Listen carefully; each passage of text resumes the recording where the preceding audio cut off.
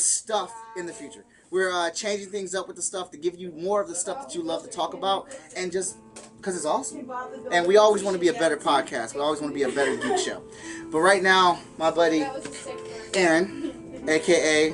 Master Roshi, a.k.a. Majin Buu, a.k.a. Tons of Voices. We're going to talk about Dragon Ball Z Resurrection F. I know you actually went to the movies to go see it. I was there in spirit, and somehow I got to see it. So that's all we're going to say about that. But the Pilaf gang stole it for him. well, we're going to take a look at a couple different sections of it, really quick, get into it. We're going to start off with the story. For the most part, I thought the story was good. Actually, I really didn't have any complaints with the story at all.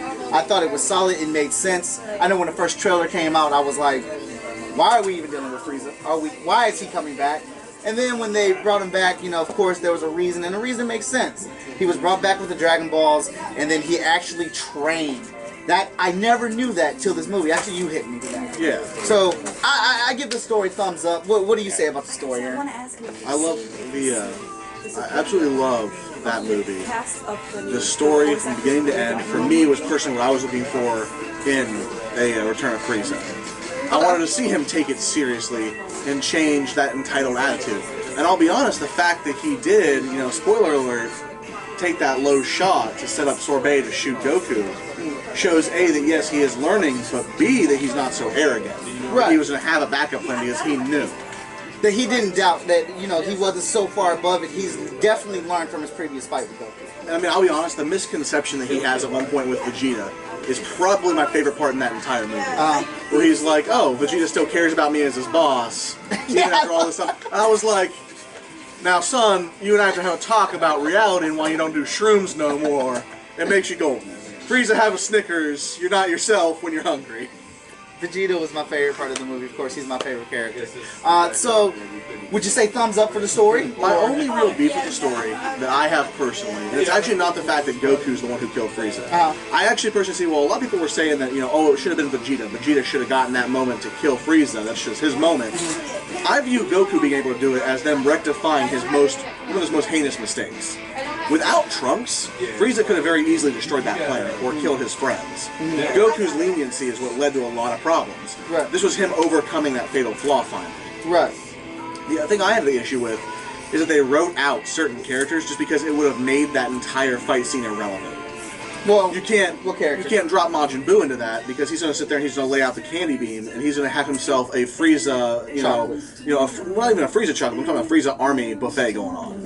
He's not going to beat Frieza because he couldn't beat, I don't think he could beat God Goku. But at the same token, he's going to foderize all of those people. You know, and they didn't bring Super Saiyan 3, they didn't bring Goten and Trunks because Super Saiyan 3 fusion, and they're going to own a lot of those people too. They had to make Gohan not train to make things relevant. And even then, Super Saiyan Gohan fodderized the unmerciful crap out of everyone he fought. Right. Until Frieza. But they also laid down the stone saying that Frieza... I really enjoyed how Frieza was examining the battlefield and giving his say on everybody. He said if Gohan really focused, he could destroy this whole army. If he wanted to. They aren't even relevant right now. He's trying to not kill them. Exactly. And then Frieza was like, and even though they're my men, I'm not going to be that nice. Right. But so, moving off of the story, we'll go ahead and move into characters, because we kind of already dabbled in that. A little bit of the characters. One of my frustrations was, but as I watched the movie, I understood and I got it, and it made sense, was Gohan not trained. It kind of really gets on my nerves that he does not train, because he was so much so much stronger than his dad. He has Chi-Chi PTSD. He has Chi-Chi PTSD. Break it down for our audience. There's absolutely no way that he was going to continue his training like everyone wanted. First off, Goku is mostly concerned with his own training. He's not going to try and force that lifestyle on his kid. Okay. Chi-Chi is not so gracious. He had to study. But moreover, he had to fit in with the life that he wanted to lead with his wife. He had to grow out of that problem. He was very aware that he had a problem with the Great Saiyaman after the last movie. He almost got his wife killed.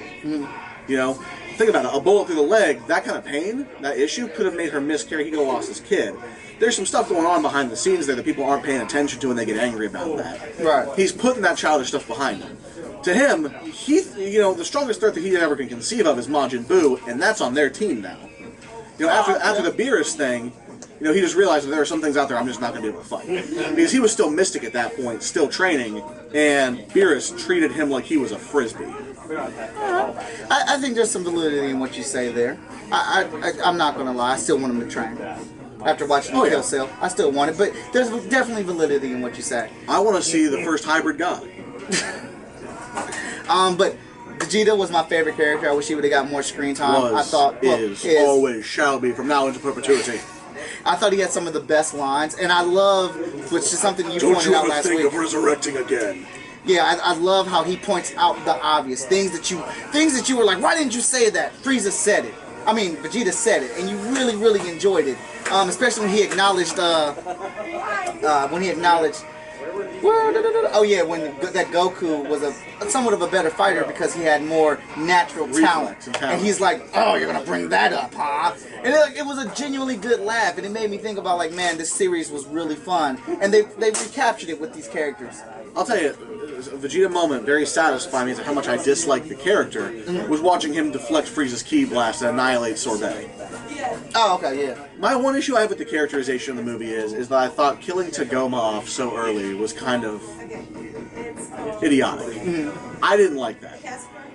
First off, I mean, they got Sorbet as the Supreme Commander, but I'm feeling like he's got that kind of whole I'm the weaker leader Bobbity feel going on to him. Right.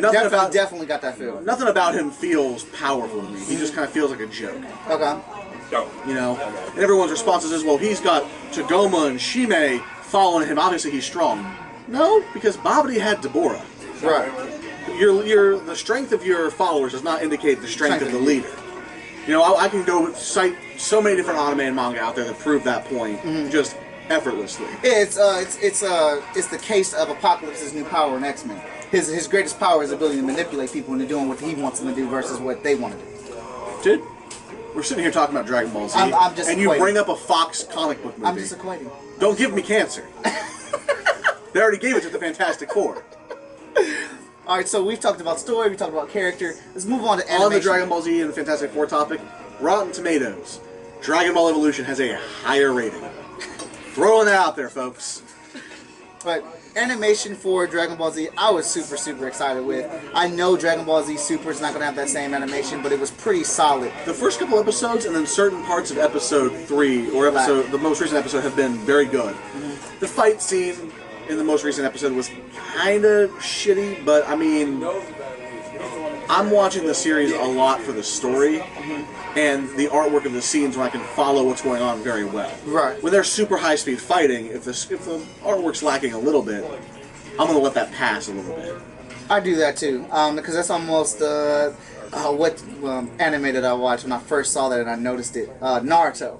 I noticed when they do super high-speed stuff, the animation, it's not intentionally bad, it's just loose. And I think some people that aren't as deep as we are into it kind of get that mixed up with that being crappy animation. Well, I think the other thing is that I spend a lot of my time around a lot of you guys with your art for your comic books and everything, and how much detail goes into certain things, you know. And so I'm seeing it from your guys' perspective now on the actual doing of the artwork and what it goes into making that stuff.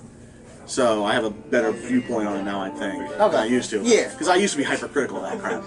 I'll be honest with you, I was annoying. I've seen me do it. I like to.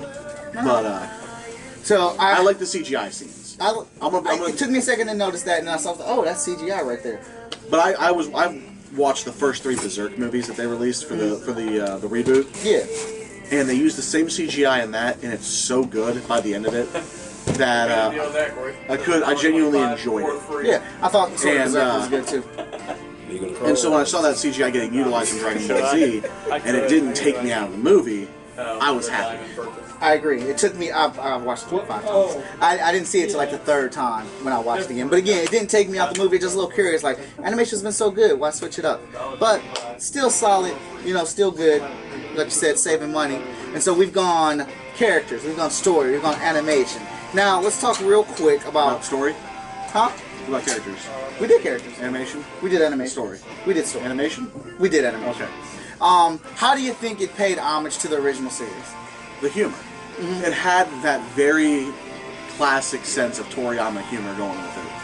I mean, from everything that Whis was doing while he was training Goku and Vegeta, loved it, to Beerus' entire personality since the last movie, it is consistent classic Toriyama. and I love it. It's probably why Beerus is my favorite character in Dragon Ball now. Okay. I thought Beerus was hilarious. I love that the only reason he keeps Earth around is to eat food. I think it's hilarious. I'll be honest, I think personally that that's not true. I think that he cares about the Z Fighters now a little bit, and he likes the situation. Because even he and Whis were somber when the Earth was destroyed, and Bulma was crying for Vegeta. And I'm going to get to that before we finish this one. For you, Andrew Sosa, you stupid son of a bitch. Well, alright, so I thought it paid a great homage to Dragon Ball Z, the original series, the original cartoon. It gives me hope, because I wasn't going to watch Dragon Ball Z Super until like 35 episodes were out. But it gives me hope that maybe they're not going to do that whole yelling for 10 episodes, that type of thing. But it showed you, I think this movie shows you exactly the potential that Dragon Ball Z has to match today's cartoons. If you want to go back and watch it, watch Kai. Watch Kai into the two movies, and you'll see a much more streamlined Dragon Ball Z than you remember from back in the day. They cut all that yelling out, they cut out the filler. There is no Garlic Jr. You know, it's all good stuff. I recommend Kai for anyone who is older now and wants to get back into enjoying Dragon Ball Z. Danny watches Kai. He told me Kai was pretty good. So, we've knocked down 4 of our sections. What was our 5th and final one? Hopes for the Future. Hopes Before we get into the future thing, Vegeta was dead in this movie. If you are trying to debate that, if you're trying to get past that, you're wrong, and you should feel that.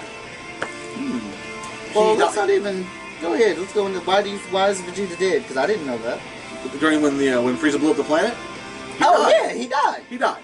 Whoa, okay, I thought this was something else. No. Like, how do you not know that Frieza died? People are arguing that. People are arguing that Vegeta did not die. He died. Why would Bulma scream for him? Well, their excuse is that because Whis and Beerus didn't confirm it didn't happen.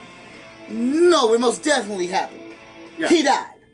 Well, people are also using the fact that in the non-canon filler stuff that Toriyama had nothing to do with, certain Saiyans for about 30 seconds breathed in space when they weren't directly faced with a planet exploding in their face. Oh, I don't give a damn about your 30 seconds. Beerus said he can only rewind back 3 minutes. 3 minutes is great. Whis, thank you. That's greater than 30 seconds. Vegeta died. I know. Bulma even said, "Don't worry, Goku saved you and the Earth." Now, but people are trying to insinuate that that wasn't what she meant, and that she's stupid and she doesn't know what she's talking about. The smartest woman on the planet, DBZ. second only to Dr. Breves, really didn't know what she was talking about, and was just being a woman. And I'm quoting the idiot that I've talked to about this when I say that she was just being a standard dumb bitch, and I'm quoting that. And hold on one second. I don't too much partake in Death Battle Homies. I enjoy it. Oh, it's not? No. We have classy individuals over at our establishment. Oh! Disagree with you, sir. I'm gonna have to put you in the bucket. Obviously, Vegeta died. It was very apparent. Now, the comment where Vegeta specifically told Goku, I don't owe you one, this just makes us even from when I saved your life. I put that together like 1 + 1. You have to understand that for some of these guys on the other pages, that really, it's hard to do simple math. Well, we're going to cut it short right there. But I definitely recommend checking out Dragon Ball Z Resurrection F. Would you recommend it, Aaron?